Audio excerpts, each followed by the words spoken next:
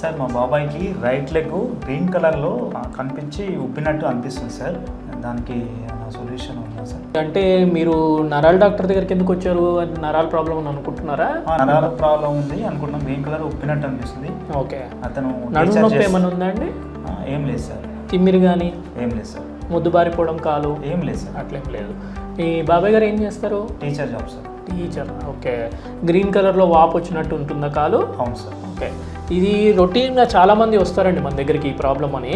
కానీ మీకు తెలియాల్సింది ఏంటంటే ఆ గ్రీన్ కలర్లో వాపు ఏదైతే వస్తుందో దాన్ని వ్యారికోజ్ వెయిన్స్ అంటారు. అది నరాల ప్రాబ్లం కాదు. వ్యారికోజ్ వెయిన్స్ అనేది వేరు, నరాలు వేరు. ఓకే.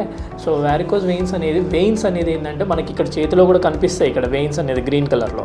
సో ఇవన్నీ చాలామంది అపోహలో ఉంటారు ఇవి నరాలని, కానీ ఇది నరం కాదు, ఇది రక్తనాళం అంటాం అనమాట. చెడు రక్తాన్ని మనది ఈ వెయిన్స్ ద్వారా గుండెకి తీసుకెళ్తాం.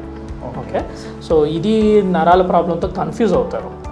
సో మీ బాబాయ్ గారికి కూడా దానికి సంబంధించింది జనరల్ సర్జన్కి కానీ ఒక వాస్కులర్ సర్జన్ కానీ చూపించండి. ఎందుకంటే నరాలకు సంబంధించిన సిమ్టమ్స్ కానీ ఏమీ లేవు, నడుము నొప్పి కానీ తిమ్మిరి కానీ ముద్దుబారిపోవడం కానీ అట్లాంటివి ఏమీ లేవు. కాబట్టి వ్యారికోజ్ వెయిన్స్ వల్ల వచ్చిన ప్రాబ్లం వల్ల కాబట్టి జనరల్ సర్జన్ కానీ వాస్కులర్ సర్జన్ కానీ చూపించండి. Okay sir.